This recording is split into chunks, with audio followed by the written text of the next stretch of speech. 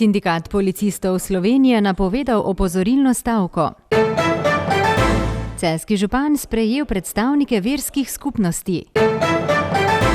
V Celju projekt multimodalne mobilnosti. Slovenski rokometaši se merijo z norveškimi. Spoštovane gledalke, cenjeni gledalci, dober večer. Sindikat policistov Slovenije, eden od dveh sindikatov v policiji, je zaradi neizpolnjevanja vladnih zavez iz leta 2018 podpisanega stavkovnega sporazuma napovedal stavko. Včeraj so na novinarski konferenci predstavili svoje stavkovne zahteve. Če jim država ne bo ugodila, bodo 3. februarja izvedli 4-urno opozorilno stavko. Kot je povedal predsednik sindikata Kristjan Mlekuž, od vlade zahtevajo takojšnjo realizacijo dogovora o izvedbi strokovne in neodvisne analize zahtevnosti delovnih mest pooblaščenih uradnih oseb in še nekaj drugih zahtev. Želimo danes povedati, da se je zaradi neizvrševanja stavkovnega sporazuma iz decembra 2018 sestal stavkovni odbor, postavil določene zahteve in tudi ukrepe. No, mi smo danes ocenili stanje, kar se tiče izvrševanja stavkovnega sporazuma in ugotovili, da se ta stavkovni sporazum ne izvršuje tako, kot bi pričakovali oziroma kot bi se moral. Hkrati pa že dlje časa opozarjamo na hudo kadrovsko stisko v policiji. Slišimo večkrat tudi izjave pristojnih glede aktivne politike zaposlovanja, vendar po drugi strani je ta kadrovski upad vedno večji, zaradi česa seveda so tudi ogrožene pravice zaposlenih v policiji, kajti nekatere enote so zasedene tudi 60 in manj odstotkov, zaradi česar trpi seveda operativno delo in pa pravice zaposlenih. Zaradi tega želimo tudi na Vlado Republike Slovenije nasloviti določene zahteve za ureditev teh razmer. Župan mestne občine Celje Bojan Šrot je danes pripravil tradicionalno srečanje s predstavniki verskih skupnosti. Tudi na letošnjem je izpostavil dobro sodelovanje z vsemi predstavniki, želi pa si, da bi versko sožitje trajalo tudi v prihodnje.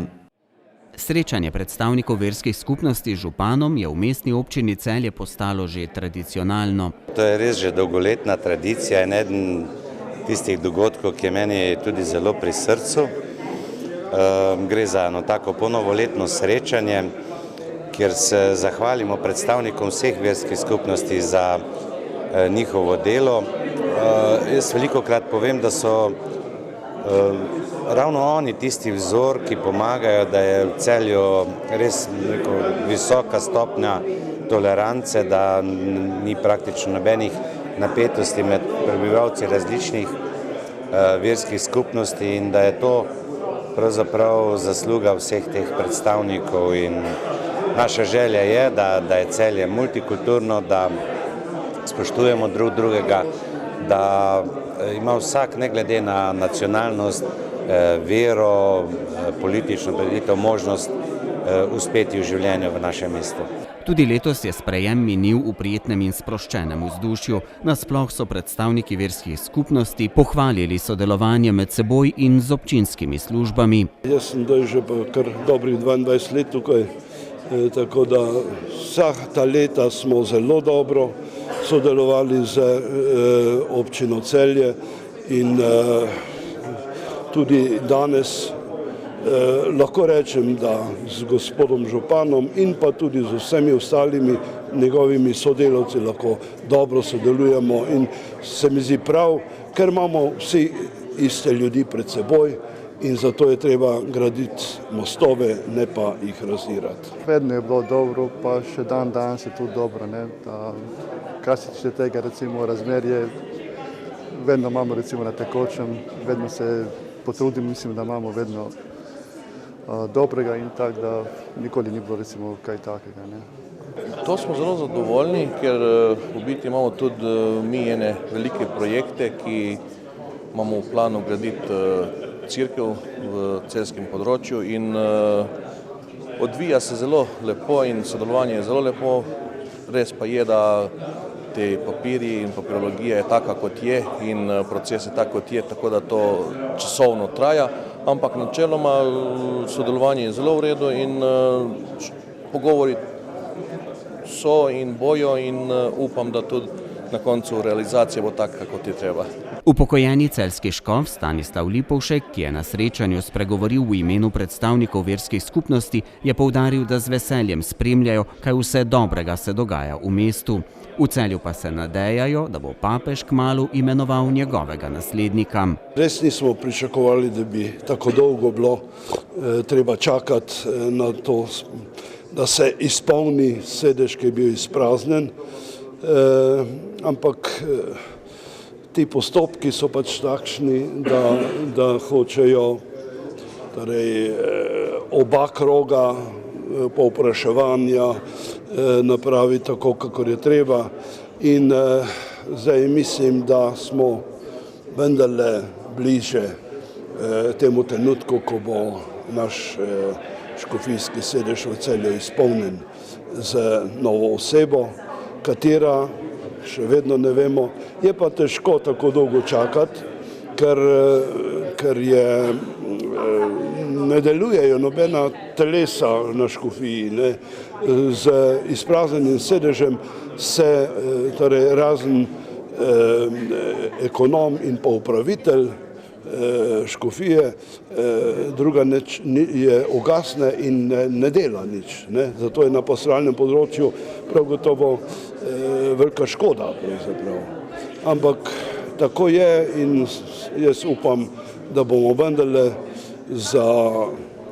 tako, saj upam, za veliko noč bolj veselo zapeli Alelujo. V Celju deluje 8 verskih skupnosti. Na podlagi javnega razpisa je Mestna občina Celje v minulem letu sofinancirala obnovo 2 cerkva, in sicer cerkve v Šmartnem v Rožni dolini in cerkve svetega Danijela v mestnem središču.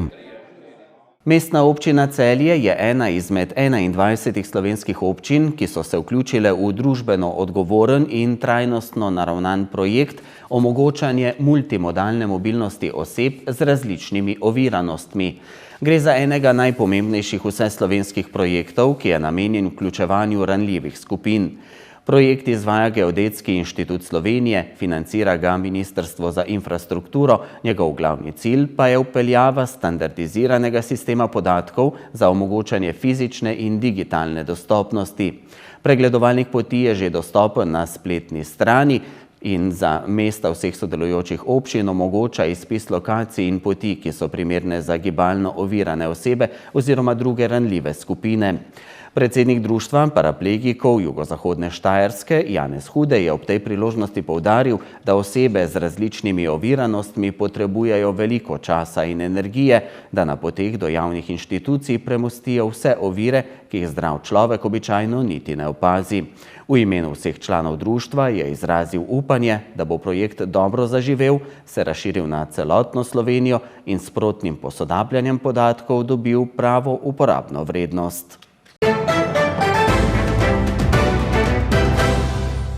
Slovenski rokometaši so na Evropskem prvenstvu z 29-24 premagali Portugalsko, kar pomeni, da so si izborili kvalifikacije za olimpijske igre v Tokiu. Na zadnji tekmi drugega dela Evropskega prvenstva pa se že merijo z Norveško.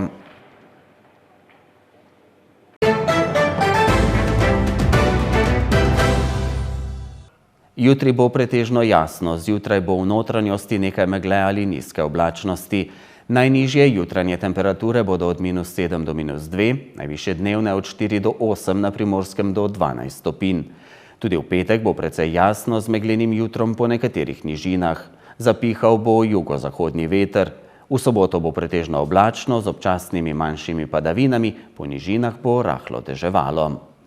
Spremljali ste dogodke dneva na televiziji Celje. Hvala za pozornost, prijeten preostanek dneva in seveda dobrodošli v našo družbo znova jutri. Nasvidenje.